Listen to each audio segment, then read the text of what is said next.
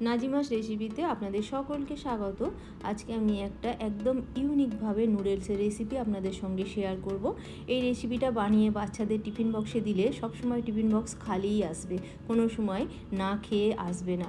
এত সুন্দরভাবে আজ এই রেসিপিটা আপনাদের সঙ্গে শেয়ার করব। আসুন তাহলে দেখে নিই কীভাবে বানায়।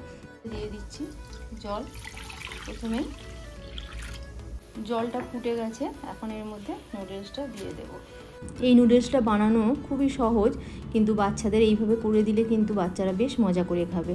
দেখুন 5-6 মিনিট হয়ে গেছে, নুডলসটা নরম হয়ে গেছে। আমি এখন ছেঁকে নেব জলটা।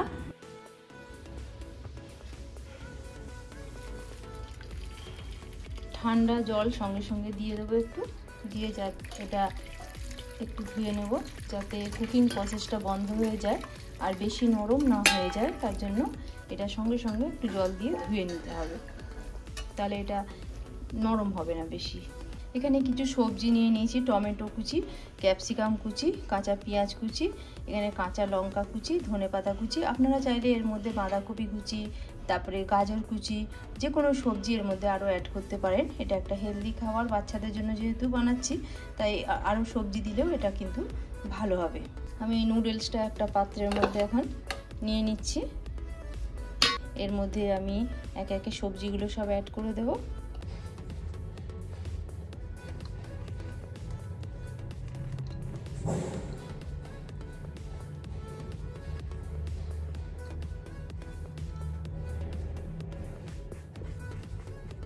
এখন এর মধ্যে দিয়ে দেব 3টে ডিম।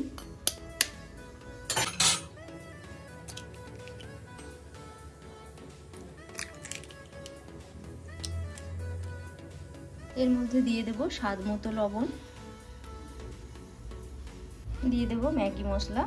এর মধ্যে ম্যাগি মশলাটা দিলেই আর কোনো মশলাই দিতে লাগবে না, এতেই হয়ে যাবে।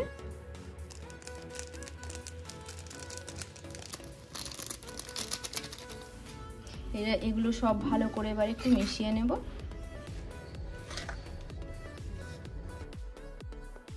$170 গ্রাম নুডলসের জন্য 3টে ডিম দিয়েছি। দেখুন আমি প্যাকেটটা একটু দেখিয়ে দিচ্ছি। আমি এই নুডলসটাই আজকে ব্যবহার করেছি, হাক্কা নুডলস। এখন আমি এটা তৈরি করে নেব। প্রথমে দিয়ে দেবো বাটার, আমি এটা বাটারেই করব। এখন নুডলসটা এর মধ্যে দিয়ে দেব, একটু সমান করে এইভাবে সব জায়গায় দিয়ে দেব। গ্যাসের ফ্লেমটা একদম লোতেই থাকবে, একটু লো ফ্লেমে 5-6 মিনিট সময় নিয়ে এটা করতে হবে। এটা খেতে কিন্তু খুব সুস্বাদুই হয়, বাচ্চারা দেখবেন একবার বানিয়ে দেবেন, খুব মজা করে এটা খাবে। একদম লো ফ্লেমে 5 মিনিটের জন্য ঢাকা দিয়ে দিলাম। দেখুন 5 মিনিট হয়ে গেছে, এটা ঢাকা দেওয়া ছিল। এবার আমি এটা উল্টে নেব। এটা উল্টানোর জন্য উপরে একটা এইভাবে থালা ঢাকা দিয়ে দেবো, দিয়ে থালার উপর হাত রেখে এটাকে এইভাবে উল্টে নেব। দেখুন এইটা একটা সাইডটা হয়েছে, এখন এটা ঢেলে দেব আমি বাটারের আবার ফ্রাইং প্যানে। একটু বাটার দিয়ে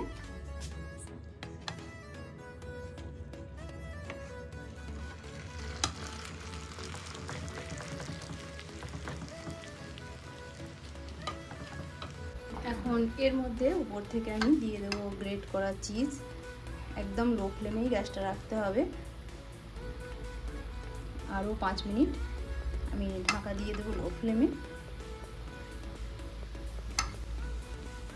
আমার এই রেসিপিটি যদি ভালো লাগে অবশ্যই একটা লাইক করবেন আর সাবস্ক্রাইব করে আমার পাশে থাকবেন। পাশে থাকা বেল বাটনটাও ক্লিক করে দেবেন, তাহলে আমি যখনই নতুন কোনো রেসিপি দেব সবার প্রথমে আপনার কাছে পৌঁছে যাবে।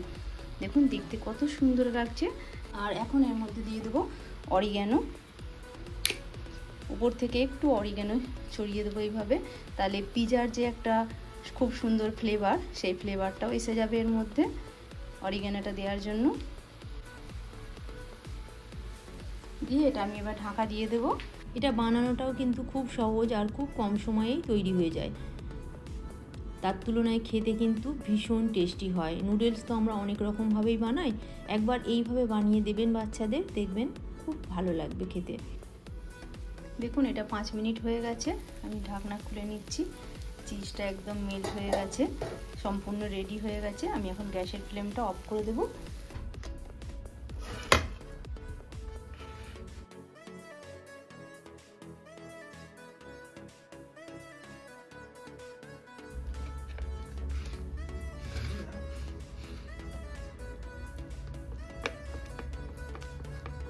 এটাকে এইভাবে আমি কাট করে নেব।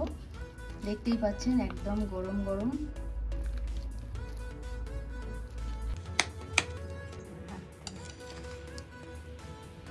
একবার অবশ্যই এইভাবে ট্রাই করে দেখবেন, আশা করছি সকলের খুব পছন্দ হবে।